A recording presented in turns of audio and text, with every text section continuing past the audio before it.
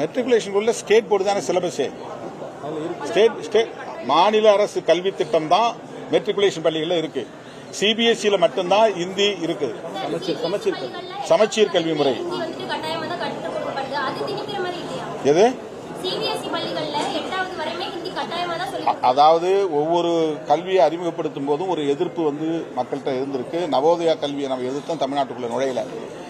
ஆனால் கேந்திரிய வித்யாலயா மத்திய அரசு நிறுவனங்களில் பணிபுரியக்கூடிய வட இந்தியக்காரர்களுடைய பிள்ளைகள் படிக்க வேண்டும் என்பதற்காக மத்திய அரசு கல்வி நிறுவனங்கள் எங்கே இருக்கின்றனவோ அங்கே மட்டும் கேந்திரிய வித்யாலயா வந்துச்சு. அது தமிழ்நாட்டில் உள்ள எல்லா மக்களுக்குமானதில்லை.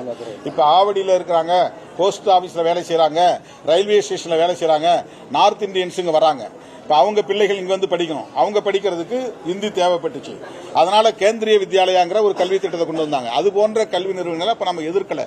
அது இங்க எஸ்டாப்ளிஷ் ஆயிருச்சு. ஆனா ஒவ்வொரு முறையும் ஒரு உள்நோக்கத்தோடு இந்தியை எல்லோரும் பயின்றாக வேண்டும் என்று கட்டாயப்படுத்துவது ஆப்ஷனல் இல்லது. இது தமிழ்நாட்டில் இருக்கிற மூளை முடுக்கெல்லாம் இருக்கக்கூடிய ஒவ்வொரு தமிழ் பிள்ளையும் கட்டாயம் படித்தாக வேண்டும்.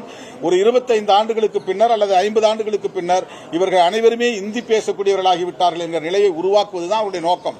மத்திய பகுதியில் இருக்கக்கூடிய மாநிலங்களில் கூட உதாரணத்திற்கு ராஜஸ்தானில் ராஜஸ்தானி தான் தாய்மொழி. இன்றைக்கு இந்தி பேசக்கூடிய எண்ணிக்கை 80 விழுக்காடு ஆகிவிட்டது. ராஜஸ்தானி பேசக்கூடிய எண்ணிக்கை 21% மாறிவிட்டது. அவர்களின் தாய்மொழி சிதைக்கப்பட்டு விட்டது. அதேபோல போஜ்பூரி என்கிற ஒரு மொழி சிதைக்கப்பட்டு விட்டது. அங்க கடுவாலி என்கிற ஒரு மொழி சிதைக்கப்பட்டு விட்டது. சாந்தலி என்கிற ஒரு மொழி சிதைக்கப்பட்டு விட்டது. அவங்கெல்லாம் இந்தியில் இதெல்லாம் இந்தி குடும்பம்னு சொல்றாங்களே தவிர இந்தி கிடையாது. அதை பேசக்கூடிய எண்ணிக்கை போயிருச்சு.